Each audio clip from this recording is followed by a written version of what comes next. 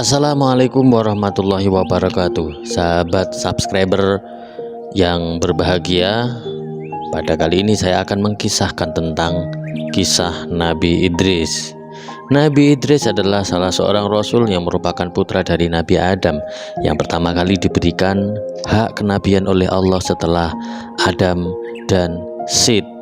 Nabi Idris adalah keturunan keenam dari Nabi Adam, putra dari Yarid bin Mihlael bin Kinan bin Anusi bin Syed bin Adam yang menjadi keturunan pertama yang diutus menjadi nabi setelah Adam dan Syed.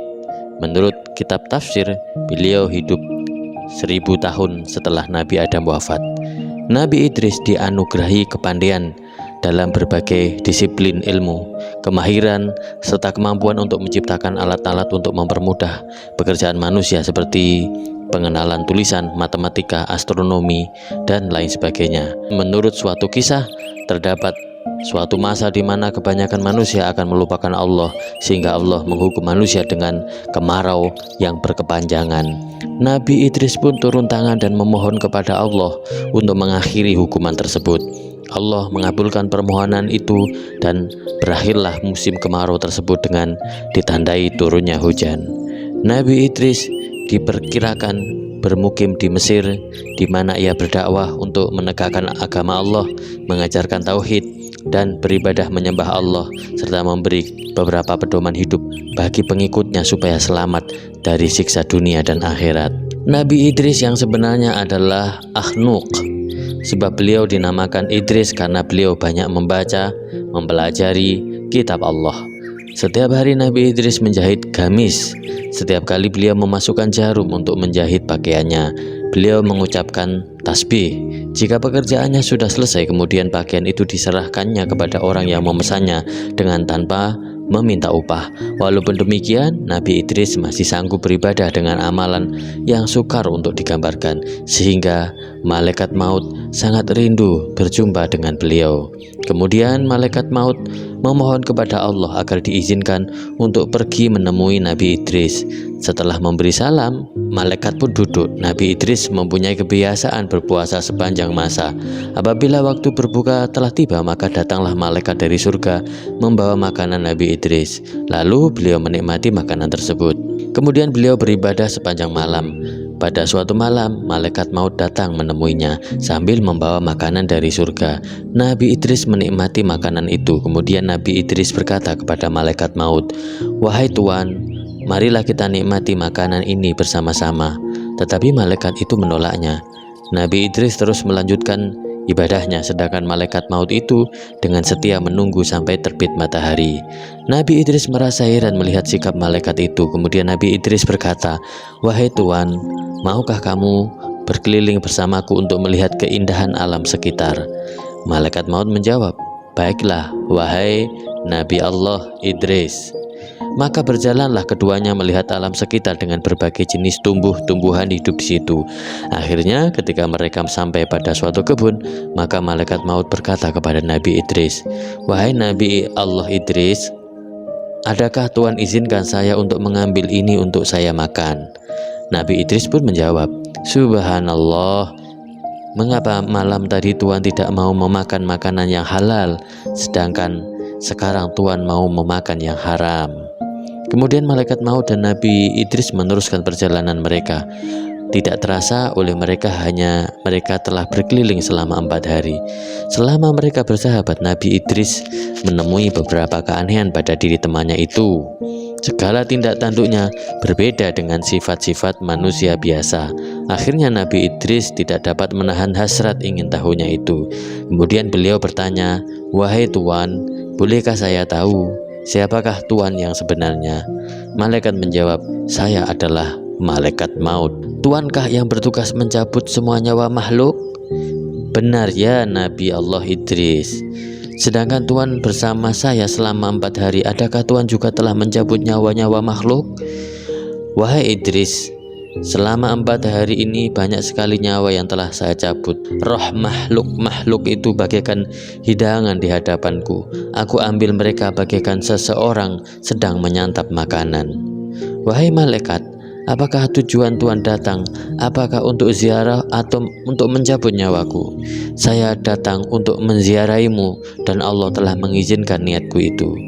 Wahai malaikat maut, kabulkanlah satu permintaanku kepadamu, yaitu agar Tuhan mencabut nyawaku. Kemudian Tuhan mohonkan kepada Allah agar Allah menghidupkan saya kembali, supaya aku dapat menyembah Allah setelah aku merasakan dahsyatnya sakaratul maut itu. Malaikat maut pun menjawab, sesungguhnya saya tidaklah mencabut nyawa seseorang pun, melainkan hanya dengan izin Allah. Lalu Allah mewahyukan kepada malaikat maut agar ia mencabut nyawa Idris. Maka dicabutlah nyawa Idris saat itu juga. Maka Idris pun merasakan kematian ketika itu. Di waktu malaikat maut melihat kematian Nabi Idris itu, maka menangislah dia.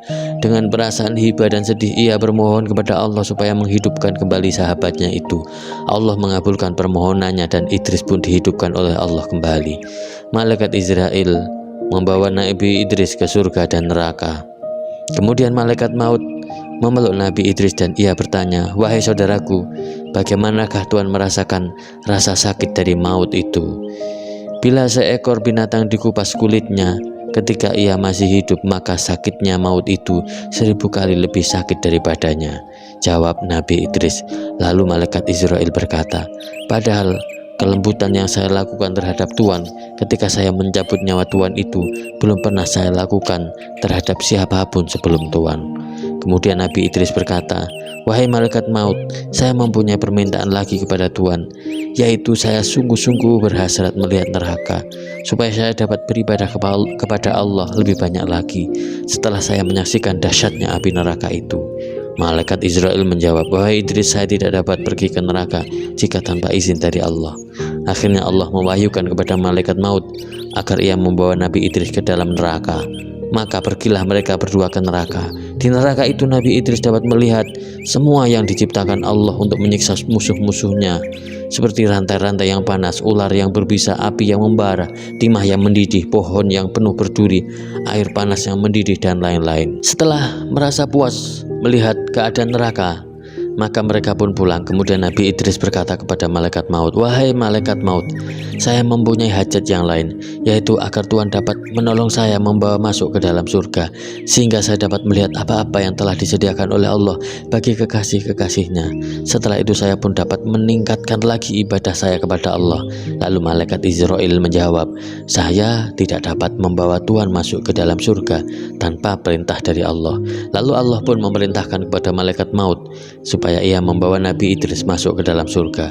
Kemudian pergilah mereka berdua sehingga mereka sampai di pintu surga dan mereka berhenti di pintu tersebut. Dari situ Nabi Idris dapat melihat pemandangan di dalam surga.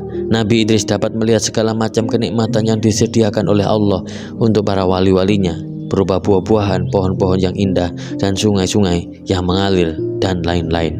Kemudian Nabi Idris berkata, wahai saudaraku, malaikat maut, saya telah merasakan pahitnya maut dan saya telah melihat dahsyatnya api neraka. Maka maukah Tuhan memohonkan kepada Allah untukku agar Allah mengizinkan aku memasuki surga untuk dapat meminum airnya, untuk menghilangkan kesakitan mati dan dahsyatnya api neraka. Maka malaikat pun memohon kepada Allah. Kemudian Allah memberi izin kepadanya untuk memasuki surga dan kemudian harus keluar lagi. Nabi Idris pun masuk ke dalam surga. Beliau meletakkan sepatunya di bawah salah satu pohon surga, lalu ia keluar kembali dari surga. Setelah beliau berada di luar, Nabi Idris berkata kepada malaikat maut, wahai malaikat maut, aku telah meninggalkan sepatu di dalam surga. Wahai malaikat maut, aku telah meninggalkan sepatu di dalam surga. Malaikat maut pun berkata, masuklah ke dalam surga dan ambillah sepatu Tuhan. Maka masuklah Nabi Idris, namun beliau tidak keluar lagi, sehingga malaikat maut memanggilnya, ya Idris, keluarlah. Nabi Idris menjawab, tidak wahai malaikat maut, karena Allah telah berfirman, setiap yang berjiwa akan merasakan mati, sedangkan saya telah merasakan kematian. Dan Allah berfirman yang bermaksud, tidak ada seorang pun daripadamu melainkan mendatangi neraka itu. Surat Maryam ayat 71. Dan saya pun telah mendatangi neraka itu, dan firman Allah lagi yang bermaksud, dan mereka sekali-kali tidak akan dikeluarkan daripadanya surga. Surat Al-Hijr ayat 48. Maka Allah menurunkan wahyu kepada malaikat maut itu, biarkanlah dia, karena aku telah menetapkan di azali bahwa ia akan bertempat tinggal di surga. Allah menceritakan tentang kisah Nabi Idris ini kepada Rasulullah dengan firman-Nya yang bermaksud, dan ceritakanlah hai Muhammad kepada mereka kisah Idris yang tersebut di dalam Al-Quran. Sesungguhnya ia adalah orang yang sangat membenarkan dan seorang nabi, dan kami telah mengangkatnya ke martabat yang tinggi. Surat Maryam ayat 56 hingga 57. Dan ingatlah kisah Ismail, Idris, dan Zulkifli. Semua mereka termasuk orang-orang yang sabar. Kami telah memasukkan mereka ke dalam rahmat kami. Sesungguhnya mereka termasuk orang yang soleh. Dalam sebuah hadis, Idris disebutkan sebagai salah seorang dari nabi-nabi pertama yang berbicara dengan Nabi Muhammad dalam salah satu surga selama Mi'raj. Diriwayatkan dari Abbas bin Malik, gerbang telah terbuka dan ketika aku pergi ke surga keempat, di sana aku melihat Idris. Jibril berkata kepadaku, ini adalah Idris, berilah dia salammu. Maka aku mengucapkan salam kepadanya dan ia mengucapkan salam kepadaku dan berkata, selamat datang wahai saudaraku yang alim dan nabi yang soleh. Idris dipercayai sebagai seorang penjahit. Berdasarkan hadis ini, Ibnu Abbas berkata, Daud adalah seorang pembuat perisai, Adam seorang petani, Nuh seorang tukang kayu, Idris seorang penjahit, dan Musa adalah penggembala.